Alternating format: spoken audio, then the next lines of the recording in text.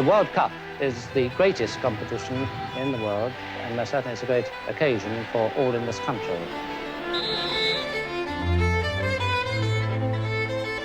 This is the pinnacle, this is the climax, this is what we work for. There are no high levels to manage. That was an absolute disgrace! It's a goal! You ask anybody in this country if they want to manage England, and if they say no, I tell you they're lying.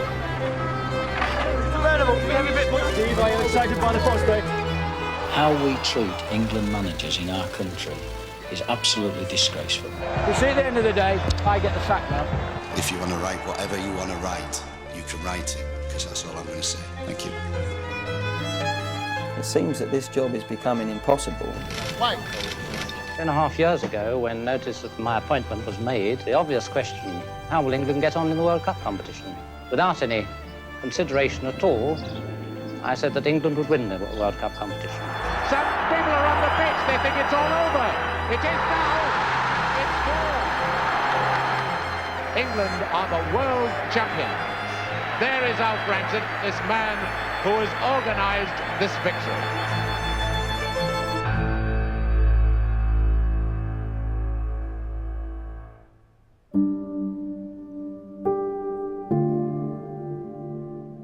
I remember '66, of course. I saw it on black and white television, I think. When you're appointed as manager of the England team, you take on a job which has responsibility, has certainly enormous kudos and profile, and where the expectations will be very, very high because everyone is waiting for that moment when their team succeeds once again, and in our case it's been a long time since we were able to do it. È il fantasma che torna, questo 66 sempre, è il tempo che passa e non si raggiunge ancora l'obiettivo. We have enormous respect for everybody that was involved in that. It is an event that will forever be remembered by English football supporters. But I don't think we need to be burdened by history. We can use the past to inspire us and to learn from. It's a big job, probably one of the biggest jobs you can have in football. Yeah, I was proud of it. Every day I was there.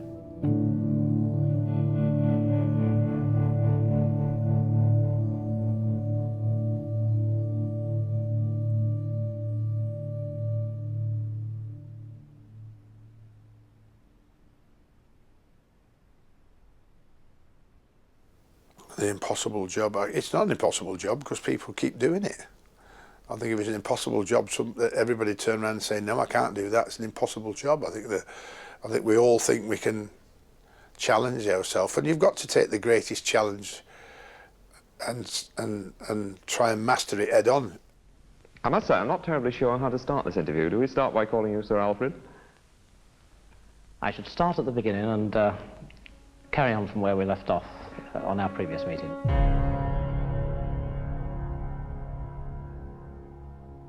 How much difference has success made to you, Alf? I'd like to think that it hasn't changed my outlook on life or me as a person.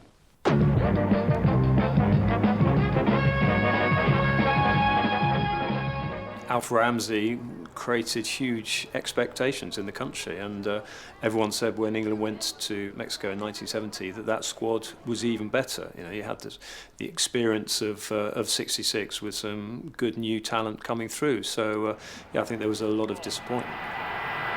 Poland and West Germany have beaten England and gained revenge for '66. Some of the newspapers so far have given the impression that, you know, maybe Alf Ramsey might feel bad enough about it to resign. Has he said anything to the players about this? There's no chance of that. Who can take his place? It's part of my employment to be criticised, and I think as the national team manager, every move of England's performance is going to be analysed, and so I'm in the limelight more often than not. Football and England, they are friends. Always been like that. So football is great fun, but very serious in England. As founder fathers, we regard ourselves as the custodians of the game. There's an element of that. I was interviewed by a newsman this morning, and he seemed to think that there are millions of people that referred to the type of football that I encouraged the England team to play was dull.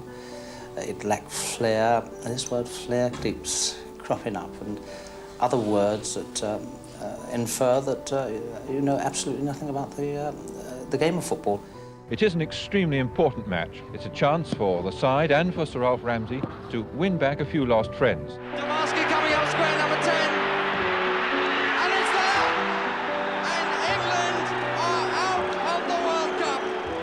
The end of an era, Sir Alf Ramsey. Following meetings, a unanimous recommendation was submitted to the Executive Committee that Sir Alf Ramsey should be replaced as the England team manager. The FA had this reputation for being loyal to managers. What followed was, of course, years of disappointment. Alf created something special. He created loyalty and a team spirit, which was never before. It's always sad when a champion hits the dust. Well, this weekend, England's footballers get their first taste of life under the new team manager, Don Revie, the man who now has the most important job in English football. I think that my job as an England team manager is to get them playing entertaining, attractive football.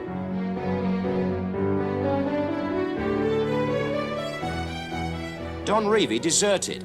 The FA learned from a newspaper that his palm had been crossed by the rich rulers of the desert.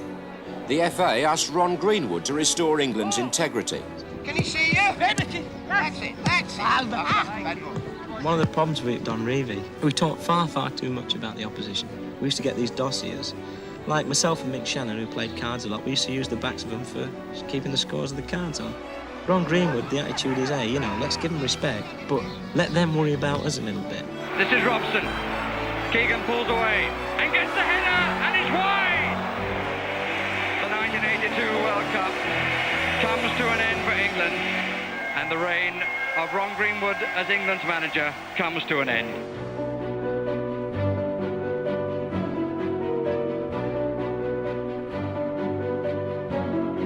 It was quite like old times. His words to the press were still uttered with caution.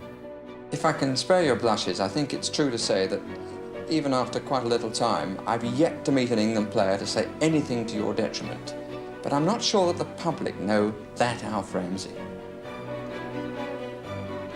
The public don't know or understand Alf Ramsey. I wonder how they could get to know me anyway.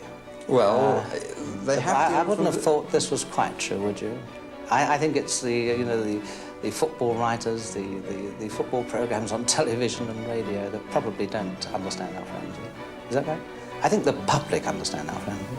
There are people who would say, Alf, that had you been able to do what you've just done now in a very pleasant way, if you'd been able to present that face to other people, you might still be in charge of the England team, and that was one of the reasons why you didn't stay there. Oh, perhaps it's just as well. I should live longer anyway, won't I?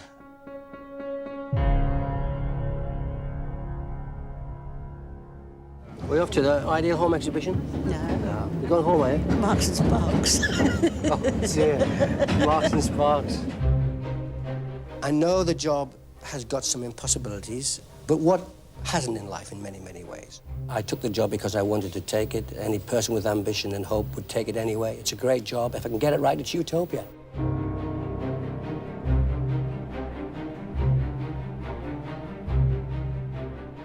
From the mid-80s onwards, there was probably a 10, 15-year period where there was a huge circulation war amongst the tabloids, and football and Robson and the England manager just got caught up in that, got caught up in their crosshairs. You know what I'd like to say to people in this country?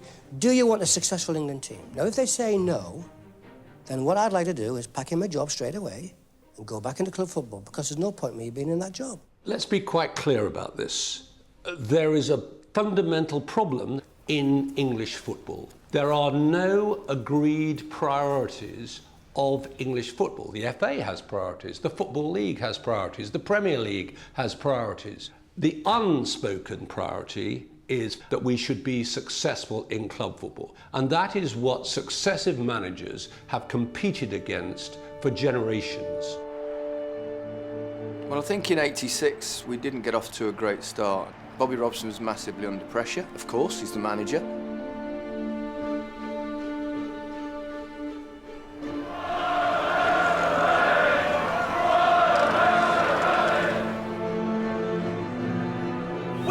money back.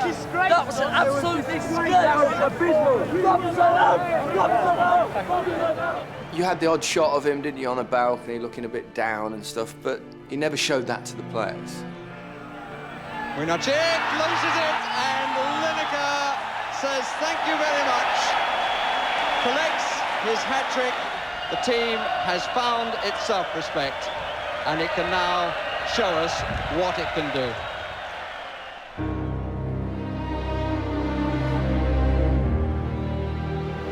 Maradona just walked away from Huddle then. Valdano, Hodge and Maradona. And Maradona gives Argentina the lead. The England players protesting to the referee. Well, certainly his arm was up, but the goal stands. Bobby, after the game, was raging. I've never seen him that angry before, or subsequently, I never saw him that angry. Maradona handled the ball into the goal, didn't he? Didn't he? There's these small moments that you're not in control of that make or break your career as an England manager. And Bobby Robson goes disconsolately away. There's nothing really as fickle as football. A couple of not great performances and the world's against you, and then a couple of good performances and it's like you're the best thing ever, when the truth is it's somewhere in the middle, but we don't do that very well. It's very black and white.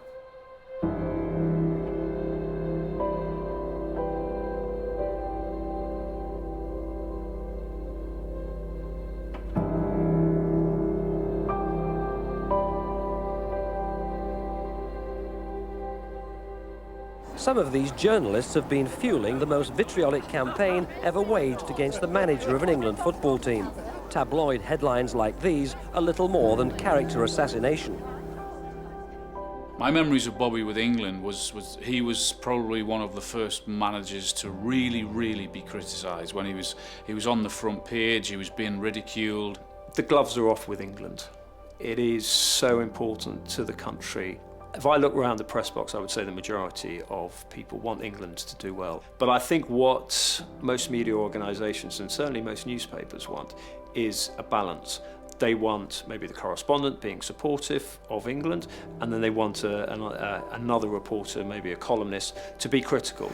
I mean, there are number two football writers, if I may use that collective expression, who are here specifically to do the job on Robson should it be necessary. Is it hurtful to you to see some of the headlines that there's been, the plonker and go? Well, everybody is human, aren't they? And you try to ignore it, and you try to not let it upset you. And I think I try very hard about that. But yes, it can be hurt. It can be hurtful, rather. What makes a man like Bobby Robson look like he has looked in the last month or so? Well, I'll tell you, it's people in our game with their petty jealousies who feed the press, who don't want the England manager to be successful. It's then the press themselves. What sort of treatment is that of people? What do we expect? We actually destroy fellow human beings, and of that I want no part. The English football press is very good. They know football. Many times they are fair. Sometimes you think they are not fair but they are good. But some other part of the press which has less to do with football, you could easily live without them.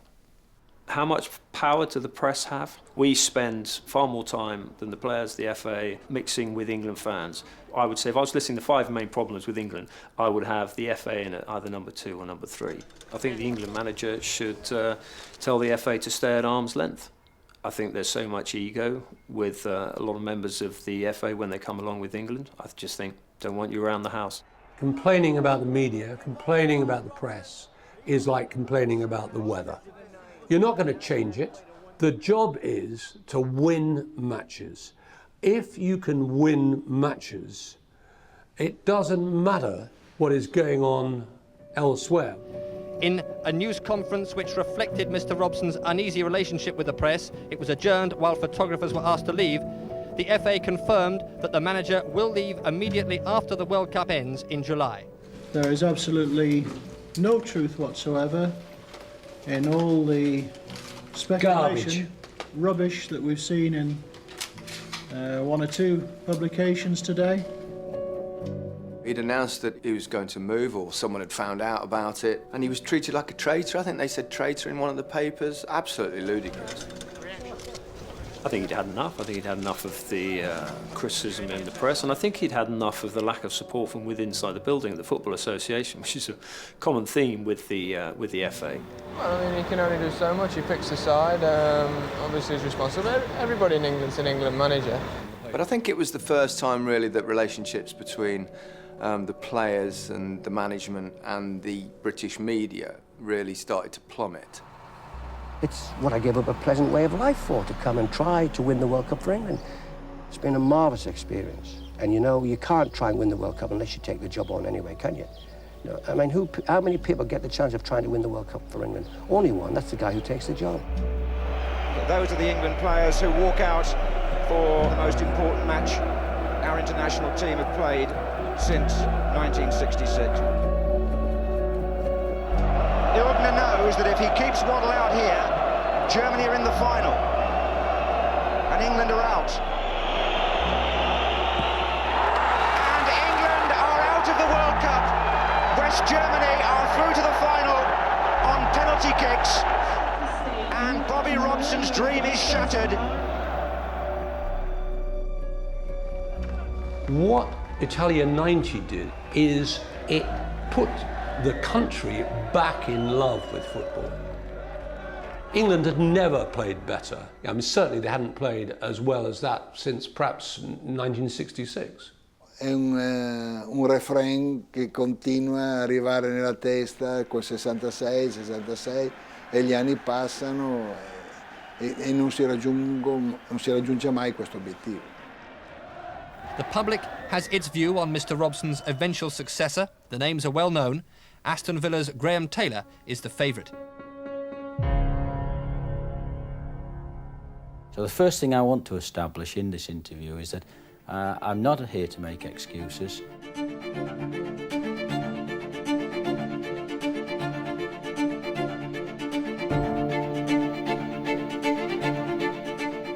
Are you feeling as though almost you're watching your own funeral?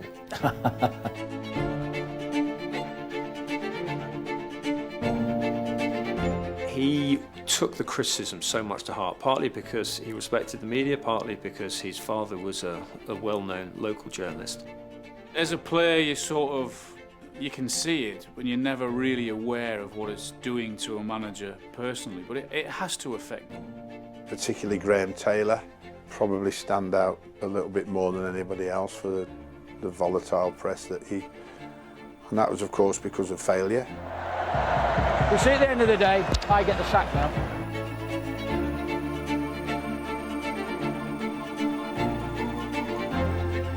The stage is set for England's last and decisive match in this World Cup qualifying group. England in red, San Marino in blue, and Baciocchi, number 9, picks the ball up straight away, and San Marino launched the first attack. Oh, and a mistake by Stuart Pearce, and San Marino have scored!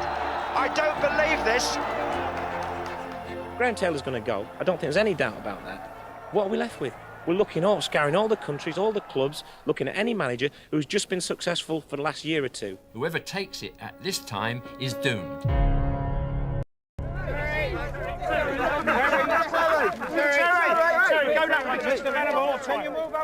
Terry was a genius at man management. For the vast majority of time, you walked off a training session covered in sweat, but smiling and laughing and joking.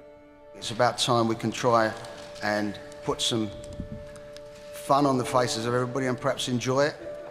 What always rubbed off on me about Terry was his enthusiasm for the game and his knowledge.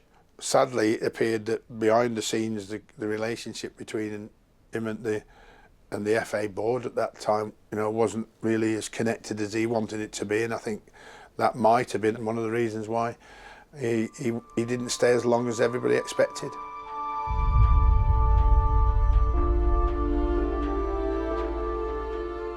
Terry Venables faces a number of time-consuming legal battles in the latter part of 1996, which he believes could interfere with England's efforts to qualify for the final stages of the next World Cup. He felt he wasn't given enough security by the FA. I feel now And I felt then, quite soon afterwards, that some of us should have done more to keep him in the job.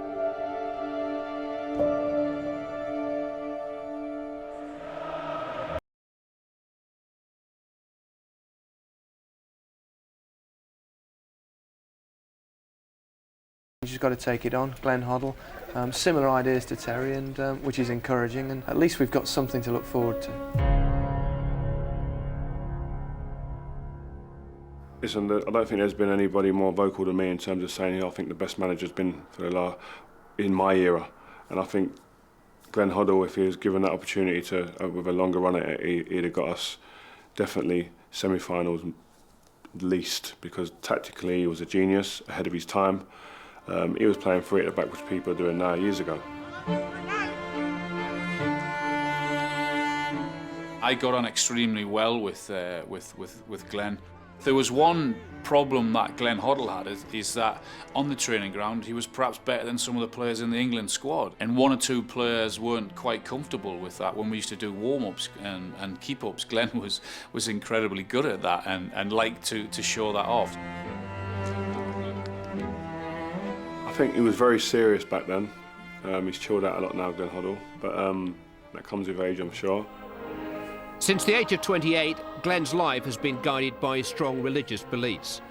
He's experienced faith healing.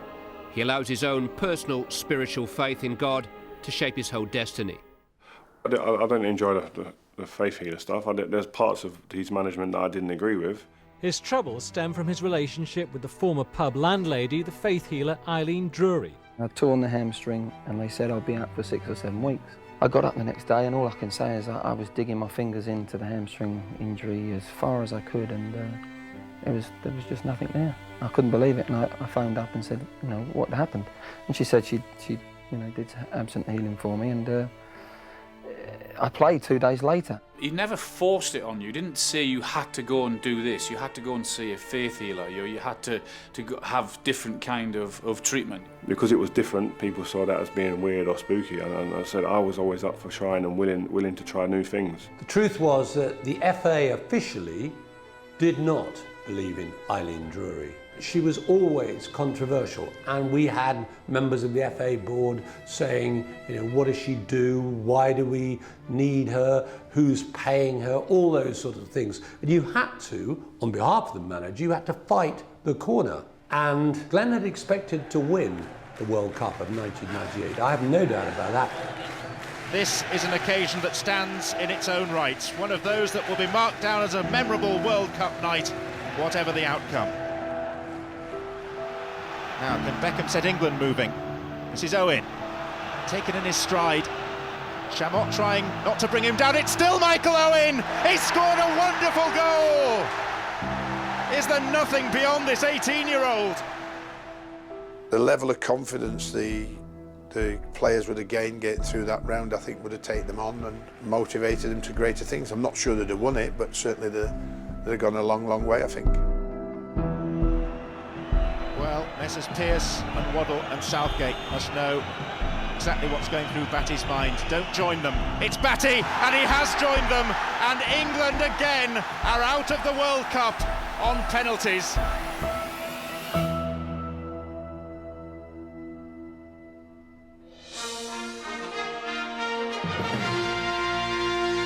Good afternoon. The England football coach, Glenn Hoddle, is at the centre of a controversy over a newspaper interview in which he's quoted as saying that people born with disabilities may be paying for sins in a previous life. Glenn Hoddle was quoted as saying, "You and I have been given 2 hands and 2 legs and half-decent brains. Some people have not been born like that for a reason. The karma is working from another lifetime." The Times journalist who conducted the interview says the England coach was quite happy to talk about his views and insists he was not misquoted. I think I've sort of reported them sort of as he said and straight, and it's for other people to decide what they think of them, shall we say. He's an idiot. I mean, to come out with statements like that, I mean, I'm just glad he's not Chelsea manager anymore. I mean, I think if he's really said it in the way he's reported to have said it, it's very offensive, and so I think it's difficult for him to stay in those circumstances, yes. The only thing I say, I mean, I've had enough experience of going through these types of interviews and all the rest of it, is just let us hear his explanation of course, yes, first. Yes. Did you actually mean or imply in what you said that disabled people are paying for sins committed in previous lives? That seems to be the crux of I didn't actually say that. All I've said, I gave an example of the man asked me about reincarnation, which I've been on television and radio before, and said that's a personal belief of mine. I tried to give him an example of why people, are born into sometimes in life in poverty, in material riches, and there's an imbalance there's an injustice, of which I've also said people were born disabled coming into life, and other people. I mean, I've personally got 3 lovely children that have not been disabled, God bless, at this moment in time.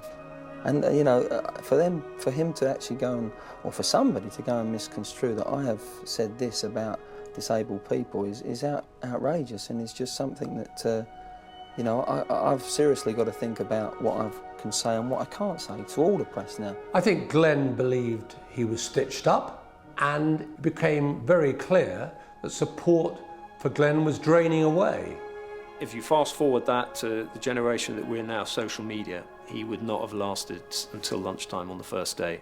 The reaction now would have been so toxic. The Football Association tonight sacked the England coach Glenn Hoddle because of his remarks about reincarnation.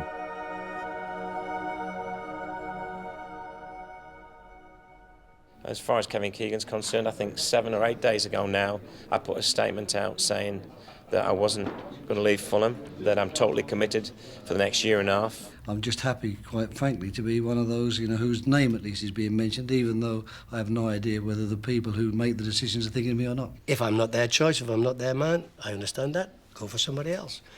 But we need to appoint an England manager quickly. This is the biggest job. It's a great challenge. As I said before, I didn't think I could do it in the setup that I've got, then I would not have taken that job, because I don't want to be a loser.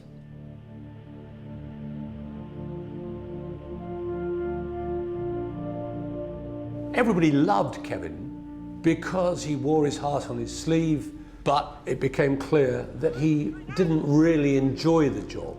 I found it soulless. I need to be with people. I found it hard to fill in the time. I found myself going and training the blind team, the deaf team down at Kiel. But, those long weeks, months sometimes, when you don't get the players together. And then suddenly they come back, you just wheel them out for a game for England. Of course, Dietmar Hamann will take it, 2 in the wall, says Seaman, and Hamann takes it quickly, and England, totally unprepared, are totally embarrassed. I think whenever an Englishman sees Didi Hamann, they tend to go up and thank them, because it was his free kick that effectively got rid of Kevin Keegan, because Kevin Keegan was out of his depth. I walked into that dressing room and there were players in tears, and Tony Adams absolutely said, "David, you talk to Kevin, you've got to get him to change his mind." And I knew immediately what had happened. And so we ended up in a cubicle of the toilet, right, having a private conversation with players in the shower baths outside, steam everywhere. It was a surreal moment, but I was pretty clear. I knew Kevin well enough to know that the idea of him changing his mind was most unlikely. Kevin, I understand that you're not carrying on with the job. No, I've told the players first, which is right. Not an easy decision, but I think the right one. The truth is that, Kevin Keegan's just a little bit short for this job. And the one person who really knows that is Kevin Keegan. I don't care what anybody else thinks. And, I really feel that someone else can take this group of players on and be very successful, but I haven't quite managed to find that formula.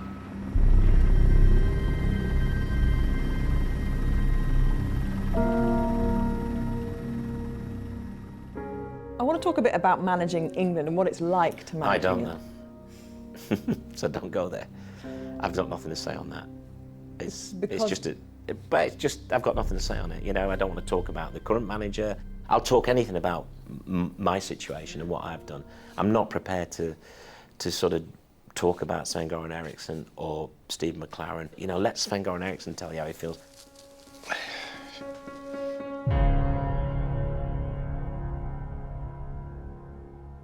I remember I was in my car driving to south of Italy for 2 days off. And the football agent Ethel Still phoned me on my mobile, and I said, okay, how are you?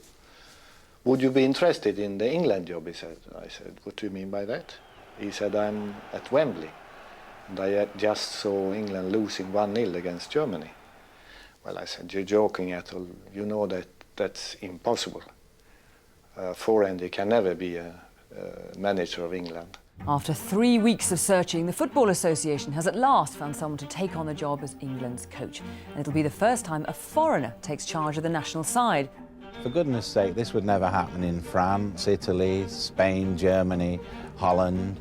And yet I just feel it smacks of desperation. People with signs, go home, we don't want any foreign manager for England, things like that. Disappointed. I think that they must have thought at that particular time that going outside of an Englishman was something that they needed to try and do. Rio Ferdinand, they asked him, what do you think about a foreign manager? And Rio said, I don't care if he comes from China, from England, Sweden, or from the moon, he said. Just take us to the World Cup. Well, what a big night it is for Sven-Göran Eriksson. As we've said in the studio, if England could get a win here, it would boost so much morale and confidence in this man. Oh, Owen's through again for England. What a chance for the hat-trick here. Owen! Oh, this is getting better and better and better. 1, 2, 3 for Michael Owen. You hope that you could have these results every football game you have done. Scholes again now. Heskey's to his left unmarked. Emil Heskey, could it be 5? Yes, it is! This is developing into one of the most memorable performances that an England team has put up in recent years. Listen to this. Germany 1, England 5. When you have the job and you have qualified for the big tournament, you almost feel physically that you have 60, 65 million people pushing you. Come on, Sven, make a great World Cup. Let's go for it, and so on. That makes it incredible. Now, final preparations for the World Cup are underway, and the England manager has been making the headlines. But it has nothing to do with football. Asked about his relationship with Ulrika Johnson, he said his private life was just that, his private life. Off the pitch, yeah, I could have lived another life and more quiet. But for me, private life is private. And professional life is professional. And never mix them together. It disturbs a lot of other people. And I'm talking about parents, ex-wife, I'm talking about children. This is a story that reflects the obsession of an age, football and celebrity love lives. Neither side may have admitted to anything, but you can still read all about it on pages 1, 2, 3, 4, 5. It goes on. But private. You have to have a private life. I could understand Sven saying private is private, but then if the players were talking about it, if the country was talking about it, I'm afraid private becomes public. His private life was almost taking up much more time than anything else that was going on. Oh, there was something called football.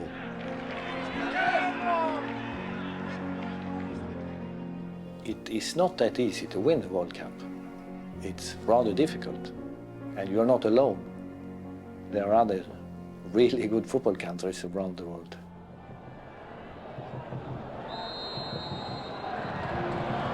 Oh, and Seaman's been beaten. It's a goal. It's Ronaldinho. He scored direct from the free kick. I met Ronaldinho many times after that, and I always asking, Sven, I tried to score. And he's always laughing. I don't think he tried. Oh, the whistle's gone. England are out of the World Cup. Eriksson's dream evaporates. There was a lot of hinterland to Sven, as we sort of discovered. His interest in women, his interest in art, his interest in wine. When he'd had a whiskey, he was good company. But in terms of football, it was fairly straightforward with Sven. But then maybe he looked at the English and thought, I'm just going to keep this simple and play it simple.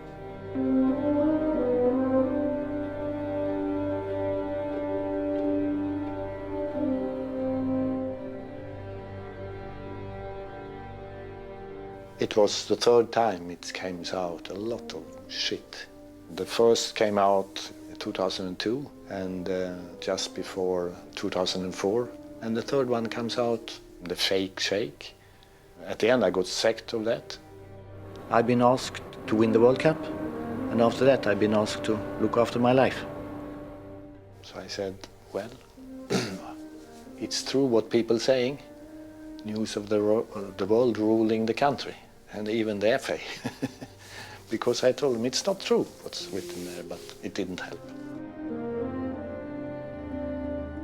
The only thing I said to the FA, can you please do me a favor? Don't announce the name of the next coach until after the World Cup. And especially I said if it's someone working with me. Of course, they didn't listen even there, so. After weeks of speculation, the Football Association has finally confirmed that Steve McLaren will be England's next head coach. He'll take over from Sven-Göran Eriksson in August. A BBC survey found that just a quarter of England fans are happy with the decision. Well, I've had many great moments in football already in my career, but this today has to be the proudest moment in my career. Of course he wanted the job, I knew that. It shouldn't come out that he will be the next England manager, as long as you are in the middle of a big tournament. It's not right.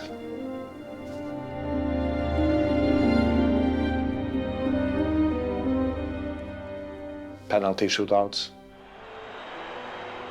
One of the regrets I have during my time in England was that I, before 2006 tournament, didn't take in a mental coach for just penalty shootouts.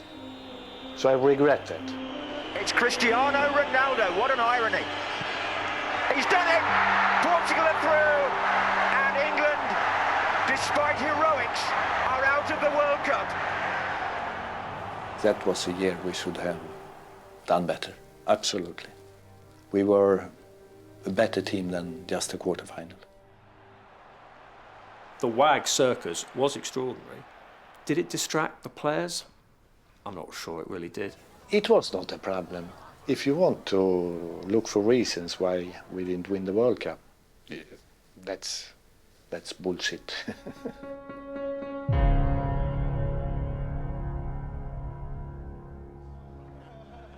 I knew the people on the board. I've been involved for 4 years with Sven. None of the other English managers had experienced international football. None of them had experienced European football. You know, for me, I was the standout English candidate. Nothing gets reaction like England's match reports when England have gone out. It's just absolutely huge. It's one of those sort of water cooler moments that everyone in the country stops and talks about. And they're very, very rare, those.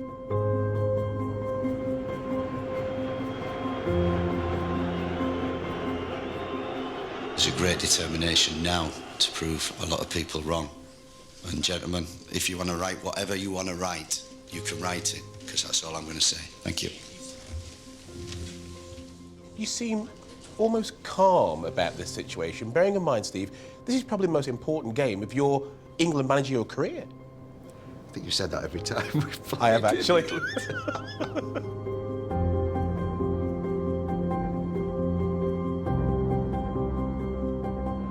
Eduardo in the centre, Clanchard will shoot from here. Oh, it's gone right through! It's deceived Scott Carson. And England are out of the European Championships. The FA board unanimously decided to terminate the contract of the England head coach, Steve McLaren. He had the most brutal, we've had some brutal inquests with England managers because they have to do this exit interview under the terms of their contract with the FA. And it's horrible, they don't want to be there, and we just get stuck into them. I think probably the criticism is getting more severe. This seems to me to be the most disappointing feature. Don't come and talk to me about it doesn't matter about results when England play. It matters every match wherever we play. I turned round and there was a lady sitting at the back of the room listening to the whole thing, and it was Steve McClaren's wife. It's the families and the mothers who are so proud that their offspring are representing their country, and they're going into a supermarket and people are looking at them and just saying, your son let his country down. You know, it's so, there is that human maelstrom and calamity that goes on. And I mean, sometimes I have to remind myself not to forget that. But it's difficult because you so want England to do well and you're so frustrated at defeats that we'll probably weigh in. We do weigh in hard. It was a vicious era of huge expectation. Yeah. And the Wally and all that comes with that job. And you know that. So, you know, don't anyone feel sorry for me or feel, oh, that was a bit harsh or whatever. You know, it's part of the job and I took that. The recruitment process for the new coach begins now, and we will do everything to get the right man for the job.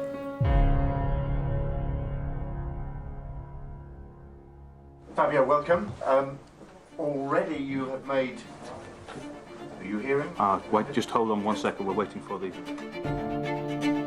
Ho dei ricordi molto belli della mia avventura inglese. Now, he may have trouble talking to journalists in English, but England's new manager, Fabio Capello, has had no trouble telling his footballers exactly what he expects of them. There are rules about everything from using mobile phones to making sure they turn up for breakfast on time. He's probably the one manager in my career where I thought, oh my gosh, Fabio Capello, the great Fabio Capello is coming to manage England. The one rule with England managers is that the successor is always the complete antithesis of the person he's replacing. I mean, it's like the FA go, right, we're driving a Ferrari, or we've crashed the Ferrari, let's go and get a nice sensible Volvo and drive around in that because we're not going to crash that. So they swing from sort of different types. La pressione del mondiale, devo dire, è qualcosa di diverso. Io l'ho provata come giocatore e come allenatore e purtroppo non riesci a capire cosa succede a tanti giocatori. This is Dempsey. Decent try, Green spilled it! The United States are level, and it's a nightmare moment for Rob Green. Oh dear, oh dear! La maglia nazionale pesa molto, è molto difficile giocare con la nazionale. Another poor performance from England. Boos ring around the Cape Town Stadium. Nice to see your whole fans booing you. The footballers supporting.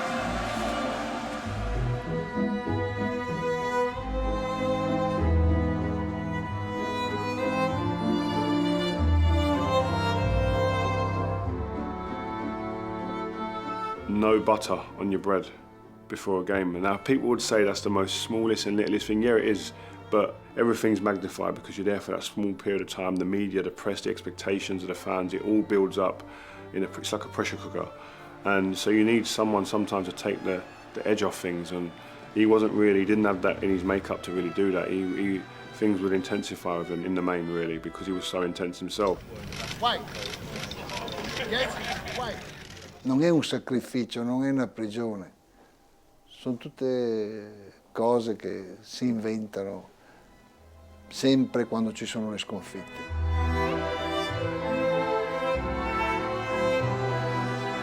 Defoe, that's a lovely touch. Lampard! Brilliant! It was in now! Yeah, that surely crossed the line. It's not been given. Oh, it's in. It's so far in. C'è stata la mano di Maradona e c'è stato il fischio dell'arbitro a sfavore dell'Inghilterra e per noi l'errore arbitrale è stato qualcosa di veramente un danneggiamento grave. It ends here for England. And Fabio Capello, well, is he still fit for the England job? The man who could do no wrong coming into the tournament.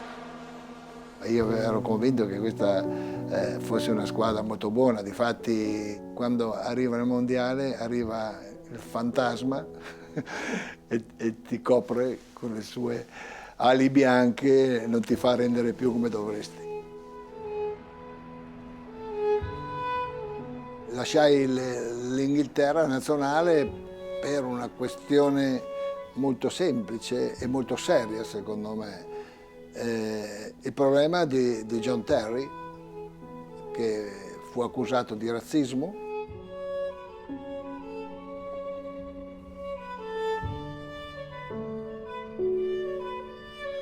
Se noi facciamo una cosa del genere lo riteniamo colpevole, disse. Guilty, non è possibile che sia colpevole prima di aspettare l'ultima sentenza.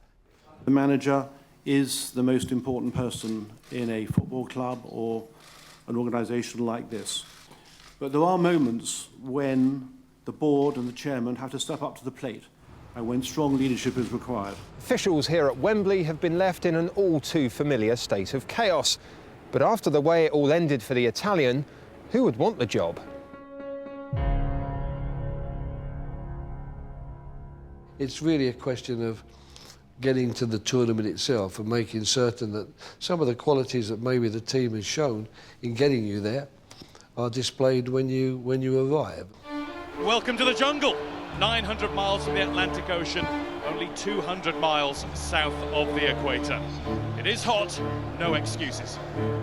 Complexities really revolve around your preparation and how you're going to make certain that you help the players as much as possible maintain their routine.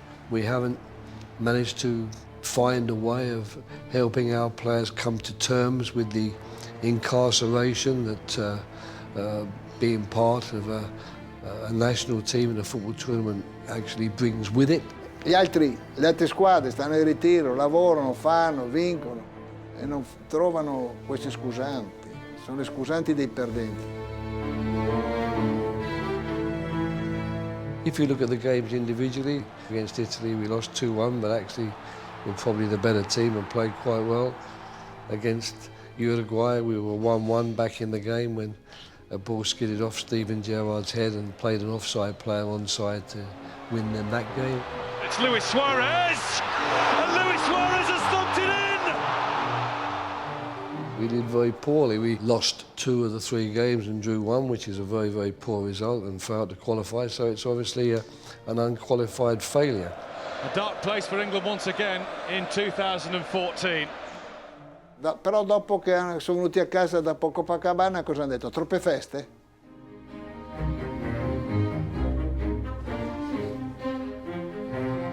We have a group of players, really nice individuals, but when they go on England duty, they are treated like absolute superstars, and they've done nothing since '66 to merit that.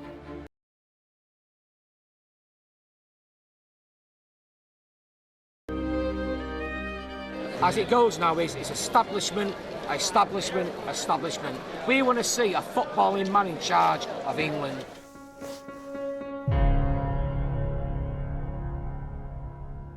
I think that in my short reign it was the greatest job and the worst job combined into 67 days. I think that finally getting that job and seeing your name in and above the Wembley particularly would be one of the greatest times of my life. Get that smile. I can't imagine why we can't get that smile. Excuse me, I can't stop smiling because I've got this job. You've not seen this one before, have you? You've not seen that one, have you? I don't know whether this was true or not. I just felt like the man of the people, if you like. You know what I mean? I got that sort of feeling that, like, you know what I mean, people seem to think that I actually do deserve this chance. The first game, the feel-good factor was great. Putting the suit on, the England suit and tie and the national anthem. Really proud to be the man in the spotlight, even though it wasn't for long enough. It'll always be one of the greatest moments in my career.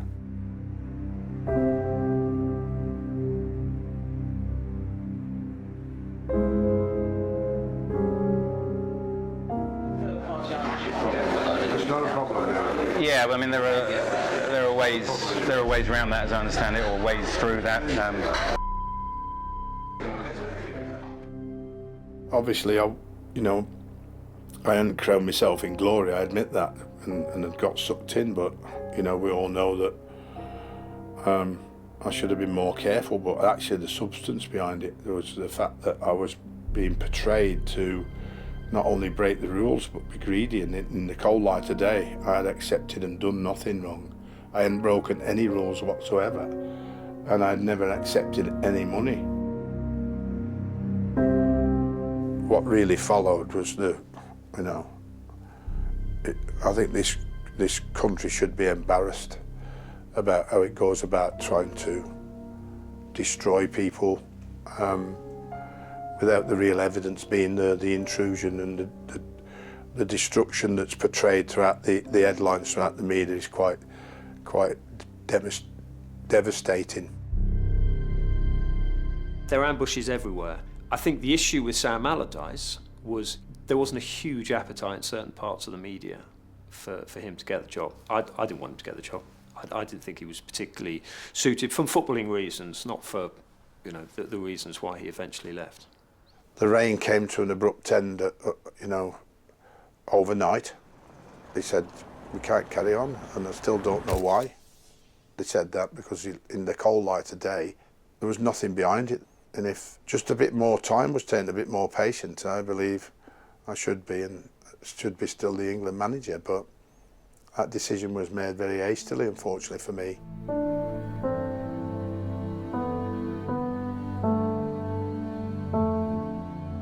On reflection, it was a silly thing to do, but just to let everybody know, I sort of helped out what was somebody I'd known for 30 years, and unfortunately it was an error in judgment on my behalf, and I paid the consequences. But entrapment has won on this occasion, and I have to accept that. The big problem I was facing, I couldn't get over it. I was sitting, staring into the abyss, and my wife was talking to me, and she could have been talking about anything, but I wasn't listening. So how could I get myself out of this hole, if you like? It still never goes away from you. You move it in the back of your mind, but you never ever forget it. Every now and again, and particularly when an England game comes on, it pops back up and say what could have been. But like I said, you have to move on, and you can't let it ruin you. I'm a proud Englishman. I'm honoured and privileged to be the England manager. It's a position of responsibility, but it's an honour that I'm enjoying, and I want to inspire the players to be as good as they possibly can be. Other countries have won more recently than we have, so expectations for them are probably even higher than in our country. But we've just focused on what we do and what we can control. The reason why Gareth Southgate has a chance with England is he doesn't really care about us. He has always said, any criticism that the press give me, nothing can compare to Euro 96. No, advice. Use your own head and don't listen to other people. Do it your way. I've really enjoyed it. I've done things and I've seen things and I've experienced situations that, you can't get unless you take on the job. No, eccitante, exciting. It's a pleasure going in taxi in London today. Come back, Sven, they say, and of course that makes you proud. Jealous is what I feel, because that should be me there.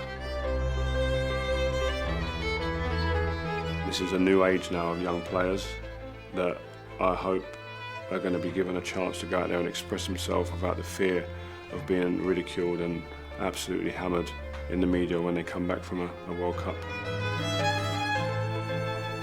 It can be done. I'm sure it will be done in years to come, but and I hope I'm around to see that. We're excited by the team. Everybody knows it's one of the youngest squads in the tournament and probably the least experienced in terms of caps. But when you've got young players, you don't want to limit what they think is possible. There's a lot of respect for Southgate in the bank, but if he slips up against Panama,